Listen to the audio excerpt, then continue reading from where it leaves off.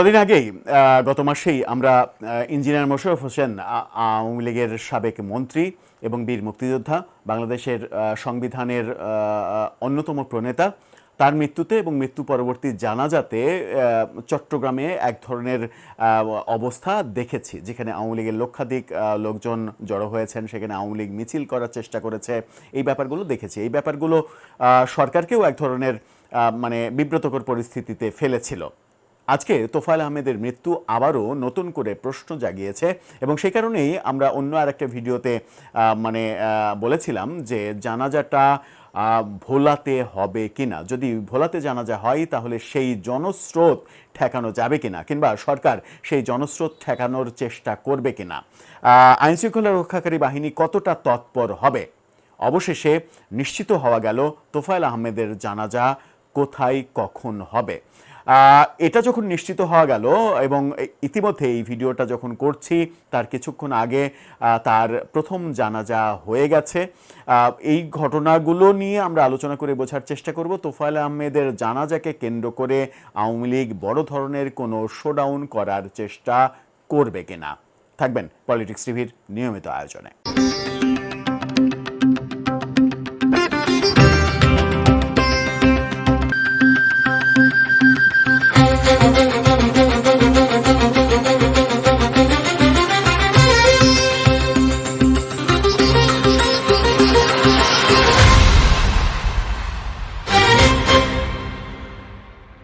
দর্শক, বলছিলাম কিংবদন্তি রাজনীতিবিদ, বাংলাদেশের রাজনীতির তিনি বেঁচে থাকতে তাকে বলা হতো যে জীবন্ত ডায়েরি।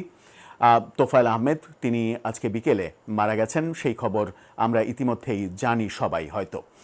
তোফায়েল আহমেদের জানাজা কোথায় কখন হবে সেটা একটা গুরুত্বপূর্ণ ব্যাপার। তার মতো বর্ষিয়ান রাজনীতিবিদ, যিনি ৬৯-এর গণঅভ্যুত্থানের অন্যতম নায়ক, প্রধান নায়ক, যিনি বঙ্গবন্ধুকে শেখ মুজিবুর রহমান থেকে বঙ্গবন্ধু উপাধি, সেই উপাধির তিনি দিয়েছিলেন এবং ঘোষণাটা তিনিই করেছিলেন।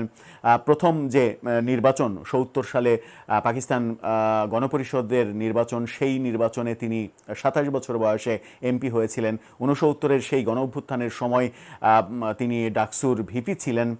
সব মিলিয়ে তার বর্ণাঢ্য রাজনৈতিক ক্যারিয়ার রয়েছে।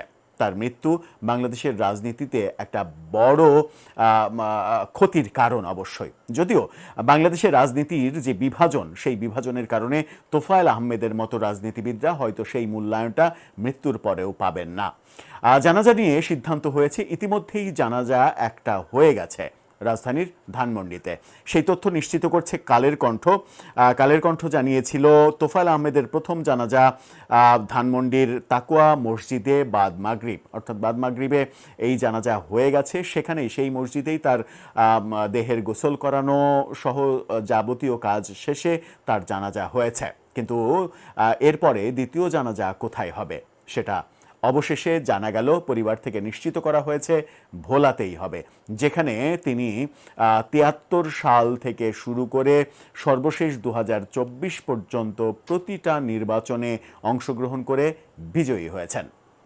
কালের কণ্ঠ যেটা বলছে যে ঢাকা মহানগর পুলিশ এবং রাজনৈতিক সহকর্মীরা কালের কণ্ঠকে নিশ্চিত করেছে তাকওয়া মসজিদে প্রথম জানাজার কথা।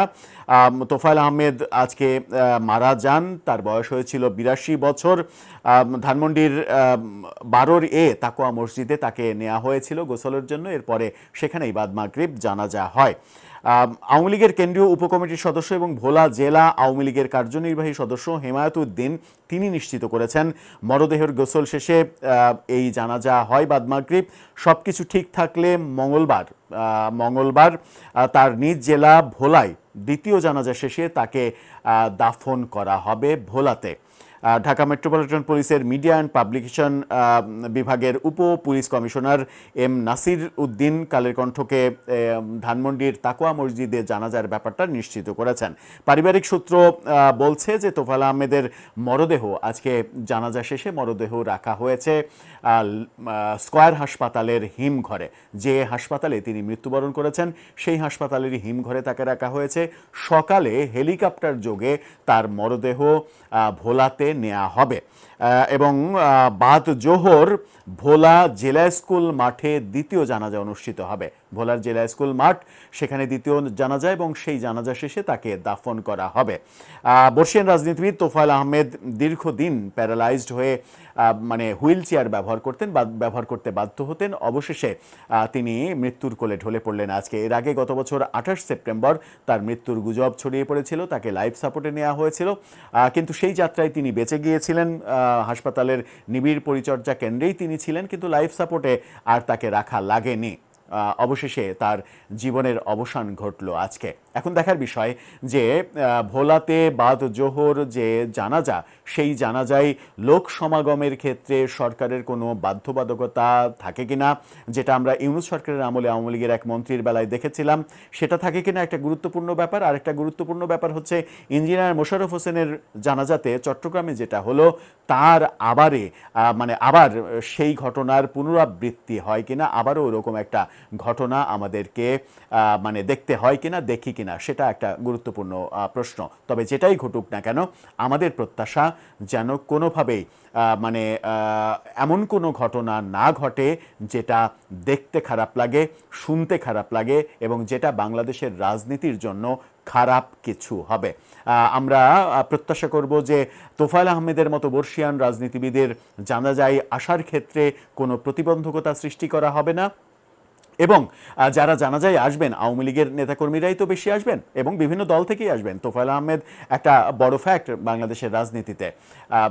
সেই ক্ষেত্রে যারা আসবেন তারাও কোনো বিশৃঙ্খলা সৃষ্টি করবেন না, সেই প্রত্যাশা দুই পক্ষের কাছে, সেই প্রত্যাশা আমরা রাখতে পারি। দর্শক, আপনার কি মনে হয়, চট্টগ্রামকে হারিয়ে দেবে ভোলা?